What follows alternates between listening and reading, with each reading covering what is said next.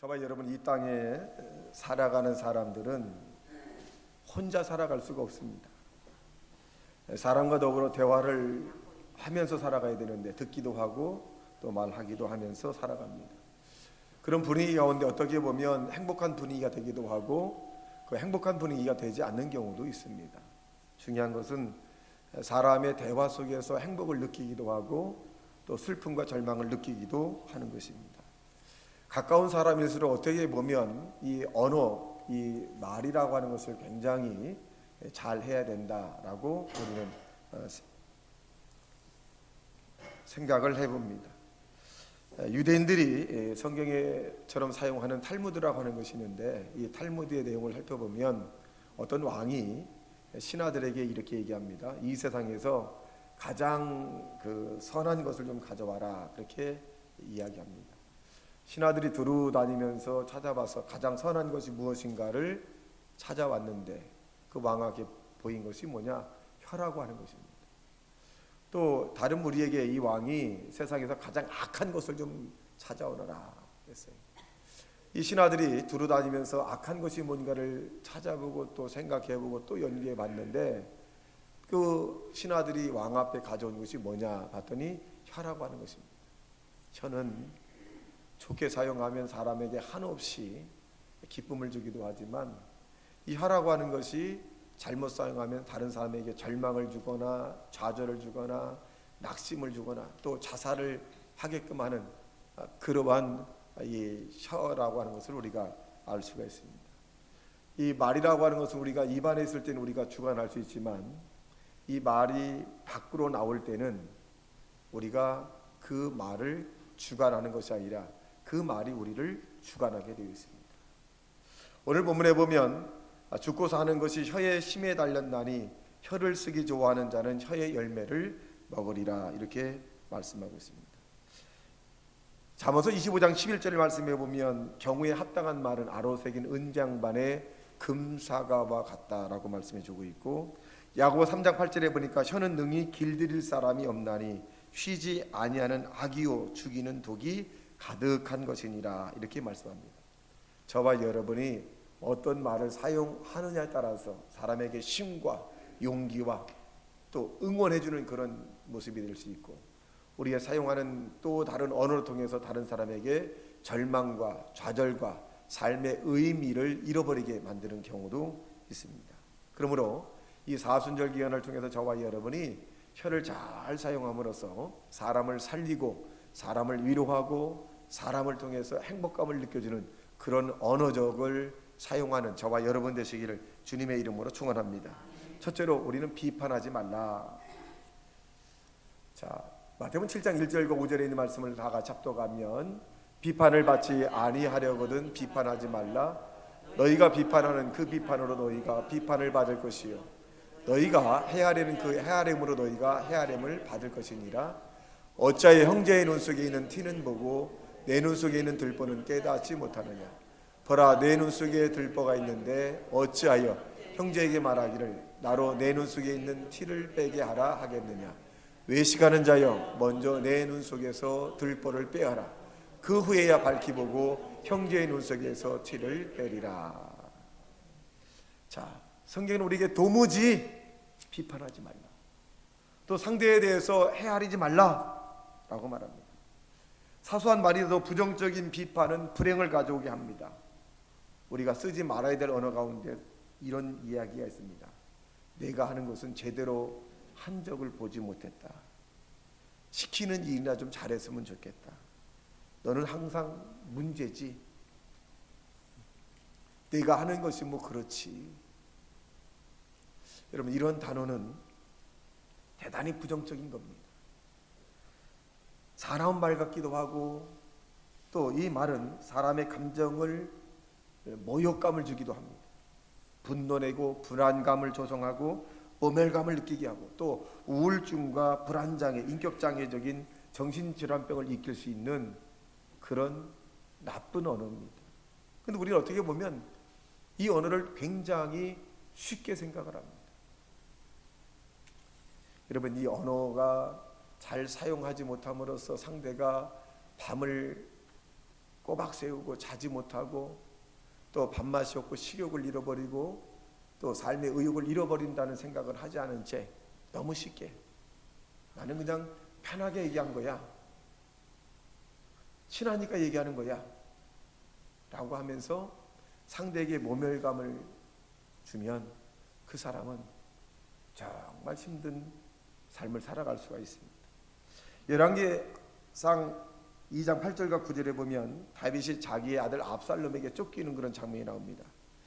경쟁자였던 사울이라고 하는 사람의 왕의 친척 가운데 한 사람이 누구냐면 시므이라고 하는 사람입니다. 이 시므이가 왕에 있던 이 다윗이 자기의 아들 압살롬에게 쫓겨가면서 있는데 이 사람이 따라다니면서 그렇게 얘기합니다. 저주를 받을 자야 잘 가라, 다시는 오지 마라. 저주받을 자야 잘 가라, 다시는 오지 마라. 막 이렇게 다윗을 쫓아다니면서 욕을 합니다. 그런데 다윗이 다시 왕권에 복귀가 되자 이 사람이 유다까지 찾아와서 이 다윗 앞에 무릎을 꿇고 내가 잘못했습니다, 이제 환영합니다, 그렇게 말을 바꿉니다. 그랬을 때 다윗은 내가 칼로 너를 죽이진 않겠다라고 약속을 합니다. 그런 다음에 이 다윗이 세상을 떠날 때 자기 아들 솔로몬에게 저 시므이라고 하는 놈을 편안하게 이 세상을 떠나게 하지 못하도록 하라라고 유언을 합니다. 다윗이 얼마나 고통스러웠으면 그 시므이라고 하는 자기를 따라다니면서 저주했던 그 사람을 자기의 아들 솔로몬에게 저 사람 편하게 살지 못하도록 하라고 유언하고 세상을 떠냈을까요? 그 내용이 열왕기상 2장과 8절에 이렇게 말씀합니다. 비올인 베냐민 사람 게라의 아들 시므이가 너와 함께 있나니 그는 내가 마하나임으로 갈 때에 악독한 말로 나를 저주하였느니라. 그러나 그가 요단에서 내려와서 나를 영접함으로 내가 여호와를 두고 맹세하여 이르기를 내가 칼로 너를 죽이지 아니하리라 하였노라. 그러나 그를 무죄한 자로 여기지 말지어다. 너는 지혜 있는 사람이므로 그에게 행할 일을 알지니 그의 백발이 피 가운데 수월에 내려가게 하라. 이렇게 자기 아들 솔로몬에게 이야기합니다. 얼마나 이 고통스러웠으면.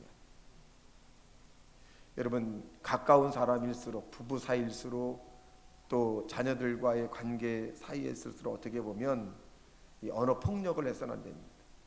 잠언서 16장 24절에 보니까 선한 말은 꿀송이 같아서 마음에 달고 뼈에 양약이 되느니라 라고 말씀했고, 잠언서 18장 6절의 말씀에 보면 미련한 자의 입술은 다툼을 일으키고 그의 열매는 내를 자청하느니라 라고 말합니다.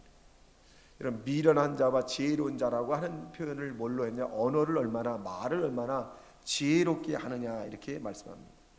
베드로전서 3장 10절에서 11절의 말씀에 보면 그러므로 생명을 사랑하고 좋은 날 보길 원하는 자는 혀를 금하여 악한 말을 그치고 그 입술로 거짓을 말하지 말며 악에서 떠나 선을 행하고 화평을 구하며 그것을 따르라. 자, 좋은 날을 보길 원한다면 좋은 말을 사용하라라고 말씀합니다. 저와 여러분이 이 사순절 기간을 통해서 얼마나 우리가 절제된 언어를 사용하는가를 다시 한번 점검함으로써 비판의 말을 하지 않고 칭찬의 말을 하는 하나님의 사람이 되시기를 주님의 이름으로 축원합니다. 둘째로는 긍정적인 말을 하라 이렇게 말씀해주고 있습니다. 긍정이라고 하는 것은 하나님 나라에 속한 것을 의미해주고 있는데 누구나 이 땅에 사는 사람치고 긍정의 말을 듣길 원하지 않는 사람은 아무도 없습니다. 긍정은 좋은 결과의 효과를 얻고 부정은 나쁜 결과의 효과를 얻습니다. 인터넷에 잠깐 내용을 살펴봤더니 어떤 한 거지가 이 깡통에다가 이 글씨 팻말 하나 써놨습니다. 그 팻말의 내용이 뭐냐? 나는 앞을 볼 수 없는 장님입니다. 도와주십시오. 아무도 그 사람에게 관심이 없어요.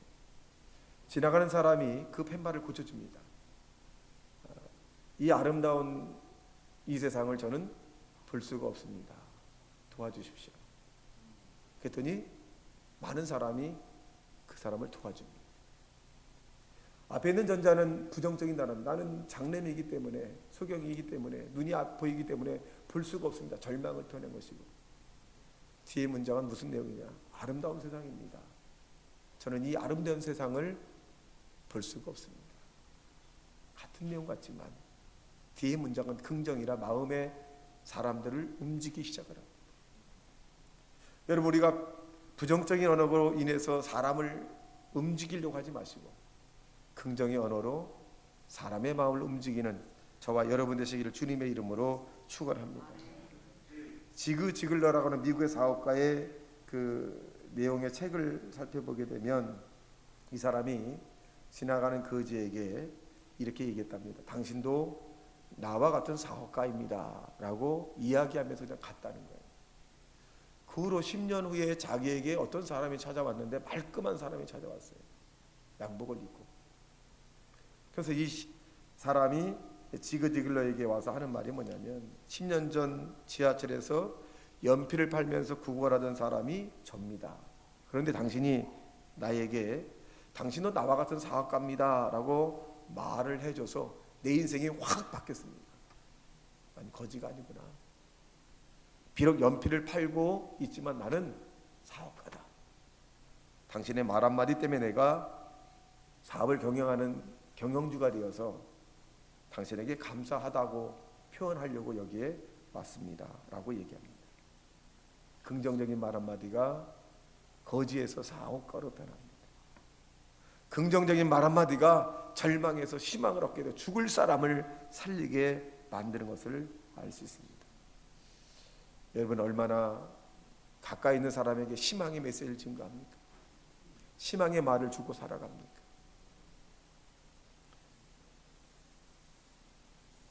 저와 여러분이 희망의 언어를 사용하게 된다면 예수님이 기뻐하는 것이고, 내가 부정적 언어를 사용한다면 하나님이 슬퍼하시는 것입니다. 시편 42편 5절의 말씀에 보면 내 영혼아 내가 어찌하여 낙심하며 어찌 내 속에서 불안해하는가? 너는 하나님께 소망을 두라. 그가 나타나 도움을 말미암아 내가 여전히 찬송하리로다 라고 말씀합니다. 더 나아가서 다른 사람에게도 희망을 주지만 우리들 자신에게도 희망을 줘야 돼요. 여러분 자신이 나는 못난 사람이고 나는 복이 없는 사람이고 내가 하는 일들마다 안 되는 것이고 여러분 스스로 자괴감에 빠져서 우울한 그런 모습으로 살아가지 말고 여러분 그 모습 가운데 십자가에 못 박혀 달려들어가신 예수 그리스도 그분을 의지하여 소망과 희망을 갖고 살아가는 하나님의 사람이 되시기를 주님의 이름으로 축원합니다. 여러분의 스스로의 말 한마디가 여러분을 살려납니다. 여러분 스스로가 여러분을 인정해 주지 않고 여러분 스스로가 여러분을 위로해 주지 않고 여러분 스스로가 여러분의 마음속에서 존중하지 않기 때문에 다른 사람에게 존중이라든가 긍정이라든가 또 좋은 말이 나가지 않는 것이 내가 슬프니까 내가 괴로우니까 내가 힘들다고 생각하니까 내가 고통스럽다고 생각하니까 안 나가는 거예요. 여러분, 여러분은 행복한 사람이고 여러분 주님의 선택을 받은 사람이고 여러분 하나님께 쓰임받는 사람이라는 사실로 받아들이길 주님의 이름으로 축원합니다. 스스로가 자기 자신을 존중해야 돼요. 마귀는 우리를 도둑질하고 죽이고 멸망시키기 위해서 우리에게 자괴감을 주고 절망을 주고 좌절을 안겨주지만 주님은 우리에게 할 수 있다, 하면 된다, 해보자, 내가 너를 사랑한다, 이제 끝이 아니라 지금 시작해 놓지 않는다라고 말씀하고 있습니다. 오늘 시작한다면 내일보다 빠른 날입니다. 십자가 안에는 무엇이든지 가능합니다. 죽은 자가 살아나고 없는 것을 잊게 하시고 가난해서 부욕케 하고 멸망에서 영생을 얻게 하고 죄에서 의로움을 나타나게 하고 실패해서 성공을 가져오게 바로 십자가입니다. 여러분이 세상에서 무언가 찾고 구하고 두드리기 때문에 하나님의 역사가 나타나지 않는 것이지 여러분의 십자가 안에 들어가면 어떤 병에 걸렸던 간에 채찍에 맞음으로 너희가 나음을 입었다고 말씀하신 그 말씀을 의지하면 여러분은 영과 육체가 치료가 된다는 사실을 믿게 되기를 주님의 이름으로 축원합니다. 이런 희망을 가지고 부정적으로 살아가는 사람에게는 꿈이 있을 수 없습니다. 부정적으로 살아가는 사람에게는 내일이 존재하지 않습니다. 부정적으로 살아가는 사람에게는 절망만 있을 뿐입니다. 하나님은 저와 여러분에게 향한 것이 미래에 대한 희망을 주길 원한다라고 말씀하고 있습니다. 또 주님은 우리에게 생명을 얻게 하되 더 풍성히 얻게 하려고 이 땅에 오셨다 그랬어요. 여러분 가지고 있는 현재의 삶보다 주님은 여러분에게 30배, 60배, 100배의 축복을 주기 위해서 지금도 여러분의 기도를, 믿음을 보고 계시다는 사실로 믿게 되길 주님의 이름으로 축원합니다. 그러므로 우리는 절대로 우리 입술에서 하나님이 원하지 않는 말을 사용해서는 안 됩니다. 에베소 4장 29절에 있는 말씀을 다 같이 보면 무릇 더러운 말은 너 입 밖에도 내지 말고 오직 덕을 세우는데 소용되는 대로 선한 말을 하여 듣는 자에게 은혜를 끼치게 하라. 더러운 말, 주님이 기뻐하지 않는 더러운 말, 상대가 듣기 원하지 않는 말, 내가 나도 싫어하는 말 쓰지 말라는 거예요. 우리는 우리 언어를 잘 선택을 해서 하나님이 기뻐하시고 상대가 좋아하는 언어를 사용하는 저와 여러분 되시기를 주님의 이름으로 축원합니다. 마지막 세 번째로 보면 하나님께 우리는 찬송의 입술을 벌려야 됩니다. 골로새 3장 16절 말씀에 보면 그리스도의 말씀이 너희 속에 풍성히 거하여 모든 지혜로 피차 가르치며 권면하고 시와 찬송과 신령한 노래를 부르며 감사하는 마음으로 하나님을 찬양하고 또 무엇을 하든지 말에나 일에나 다 주 예수 이름으로 하고 그를 힘입어 하나님 아버지께 감사하라라고 말씀합니다. 자, 왜 하나님께서 우리에게 찬송을 통해서 감사하라고 말씀하셨을까? 그것은 쉬지 않은 악이 우리의 입술에 있기 때문에 그렇습니다. 야고보 3장 8절과 11절에 있는 말씀에 보면 다 같이 혀는 능히 길들일 사람이 없나니 쉬지 아니하는 악이요 죽이는 독이 가득한 것이라. 이것으로 우리가 주 아버지를 찬송하고 또 이것으로 하나님 형상대로 지음받은 사람을 저주하나니 한 입으로 찬송과 저주가 나오는도다. 내 형제들아 이것이 마땅하지 아니하니 샘이 한 구멍으로 어찌 단물과 쓴물을 내겠느냐. 저와 여러분이 찬송을 끊임없이 부르게 될 때 저주가 나가지 않아요. 하나님이 저와 여러분에게 요구하시는 것이 뭐냐? 신령한 노래로 하나님 앞에 영광을 돌리고 찬송하는 것이 하나님이 우리에게 원하는 일들이다 라고 말씀합니다. 그러므로 그로 말미암아 우리 저와 여러분 하나님 앞에 감사하고 또 감사할 수 있어요. 시편 50편 23절에 보니까 감사로 제사를 드린 자가 나를 영화롭게 하나니 그의 행위를 옳게 하는 자에게 하나님의 구원함을 보이리라 라고 말씀합니다. 여기 구원이라고 하는 것이 뭐냐? 건져냄을 받는다. 어떤 사람에게? 감사하는 사람에게. 여러분 지금 여러분의 삶이 힘듭니까? 고통스럽습니까? 여러분 뜻대로 되지 않아요? 여러분이 구하고 바라고 원하는데 자꾸 막힙니까? 시편 50편 23절에는 하나님께서 감사하는 자에게 건져주신다 그랬어요. 부족한 것을 하나님께서 채워주시기 위해서 여러분을 건져주신다고 말씀합니다. 여러분 우리의 삶이 더 풍요롭고 형통하기를 원한다면 오늘부터 지금부터 하나님께 감사하다라고 하는 그런 고백을 하는 하나님의 사람이 되시기를 주님의 이름으로 축원합니다. 에베소 5장 19절과 20절에 보니까 시와 찬송과 신령한 노래로 서로 화답하며 너희의 마음으로 주께 노래하며 찬송하며 범사에 우리 주 예수 그리스도의 이름으로 항상 아버지께 감사하며라고 말씀합니다. 우리가 생각하는 것보다 하나님은 훨씬 더 감사하길 원해요. 그 감사의 표현이 뭐냐? 저와 여러분이 하나님 앞에 찬양하는 거예요. 여러분 일주일 동안 우리가 교회에서 말고 여러분의 사업장과 여러분 개인 생활할 때 하나님에 대한 찬송을 얼마나 많이 들으시나요? 또 얼마나 우리가 하나님께 찬송을 하는가요? 여러분 하나님은 저와 여러분을 통해서 찬송하길 원해요. 세상의 노래는 많이 부르면서 하나님이 우리에게 요구하시는 찬송은 얼마나 부르나요?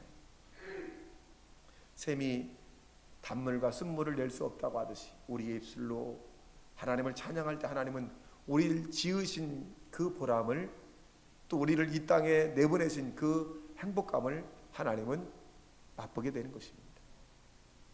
우리가 우리의 입술을 가지고 세상의 향락과 또 하나님 원하지 않는 그런 것을 즐겨 부른다면 얼마나 하나님의 마음이 아프실까요? 저와 여러분이 이스라엘 백성들이 출애굽할 때 하나님을 원망하고 불평하고 하나님을 경외하지 않았을 때 하나님이 얼마나 슬퍼했어요.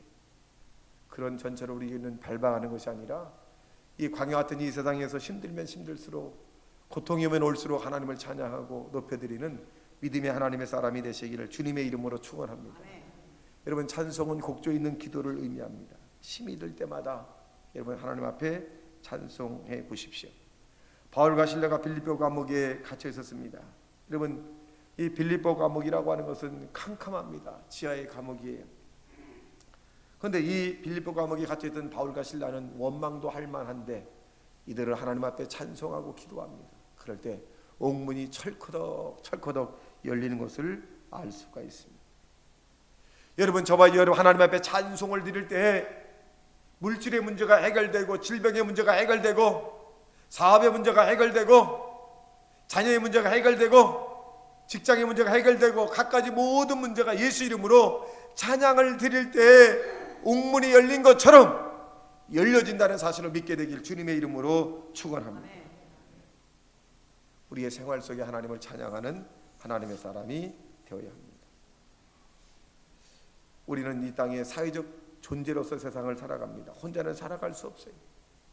두세 사람이 늘 대화를 하면서 또 나누면서 살아가기도 합니다. 그런데 이 대화를 보면 어떤 때는 어떤 사람 만나면 희망의 격려의 메시지 그런 말을 듣기도 하지만 어떤 사람을 만나면 비난의 메시지를 들어서 너무 가슴이 아플 때가 있어요. 여러분, 이 언어는 어떻게 보면 폭력이기도 하고 어떨 때는 보약이기도 합니다. 상대로부터 거친 말을 듣게 되면 그것은 어떻게 보면 언어 폭력입니다. 그러나 상대의 부드러운 긍정적인 언어 믿음의 말을 나눌 때 그 사람은 용기를 얻고 희망을 얻고 스트레스가 싹 풀려나가는 그런 것들을 체험할 수도 있는 것입니다. 우리 언제나 예수님의 사랑을 가지고 사람을 존중하고 존경하는 마음으로 여러분 언어를 사용하는 하나님의 사람이 되시기를 주님의 이름으로 축원합니다. 여러분, 언어가 얼마나 중요한지 몰라요. 저는 이번에 어느 목사님과 대화하는 가운데 한 1년 전에 어떤 목사님과 대화를 해서 제가 충청도에 있을 때 무심천이라고 하는 벚꽃이 참 잘 폈어요. 이뻤어요. 그래서 그 목사님에게 이제 뭐라 그러냐면, 목사님, 우리가 벚꽃을 한번 구경하러 가고 한번 무심천에서 목사님과 나랑 걸어서 오면 좋겠습니다. 그렇게 제가 얘기를 했어요. 그 목사님이 그렇죠, 뭐 한번 시간 되면 그렇게 합시다 그랬어요. 그렇게 말했는데 제가 그렇게 말하고 난 다음에 그 목사님이 6개월 뒤에 청주로 발령이 났어요. 근데 목사님 꼭 오세요 그래. 몇 주 전에는 어떤 목사님과 대화하는 가운데 그분도 이제 뭐 임지에 대해서 얘기를 했어요. 그래서 제가 이제 그렇게 말했어요. 그 목사님한테, 목사님 고향이 강원도시니까 강원도로 갔으면 좋겠습니다 그랬어요. 근데 이분이 아직 목사님 정해진 게 없어요. 가긴 가야 되는데 어디로 갈지 모르겠어요. 그래서 목사님이 강원도니까 강원도로 가면 좋겠습니다 그렇게 제가 말을 했어요. 그리고 전화를 끊었어요. 그 2달 뒤에 연락이, 목사님 제가 강원도 원주 밑으로 발령이 났어요. 말이 얼마나 중요한지 몰라요. 저는 무심코 얘기한 거예요. 그냥요. 그 무심코 얘기했는데 그들이 그렇게 발령 나더라고요. 아이고, 내가 이야기를 이렇게 할 걸 그랬네. 미국으로 발령 날 걸, 미국에서만 합시다 이렇게 해야 될 걸. 여러분의 말 한마디가 여러분 능력이 있는 거예요. 믿는 자의 언어가 권세가 있는 거예요. 여러분의 입술로 나는 잘 될 것이다, 나는 건강할 것이다, 이 사업장은 축복받은 사업장이다, 나는 하나님께서 강철같은 체력을 주었다 라고 하면 내 믿음대로 될지어다. 나는 약해요. 되는 게 없어요. 안 되는 거예요. 여러분, 그러므로 우리는 우리 입술을 통해서 하나님께 찬양을 막 드려야 돼요. 우리가 잘 아는 여호사밧이라고 하는 왕이 전쟁에 임할 때 이 여호사밧 왕은 군사를 이끌고 와서 막 싸운 게 아니에요. 하나님께 기도하고 난 다음에 하나님 우리 편이라는 사실을 알고 난 다음에 이 여호사밧 왕은 역대하 20장 21절에 보니까 노래하는 자들을 택하여 거룩한 예복을 입히고 군대 앞에서 행진하며 여호와를 찬송하고 이르기를 여호와께 감사하세 그의 인자심이 영원함이로다 라고 하면서 막 노래를 부르면서 전쟁 나가는 거예요. 여러분 전쟁터에 군인이 나가야 되잖아요. 근데 여호사밧 왕은 군인을 앞세운 게 아니라 성가대를 앞세웠어요. 하나님을 기쁘게 했다는 거죠. 어떻게 됐습니까? 하나님이 그 전쟁에 관여하셔서 대승을 거두게 만듭니다.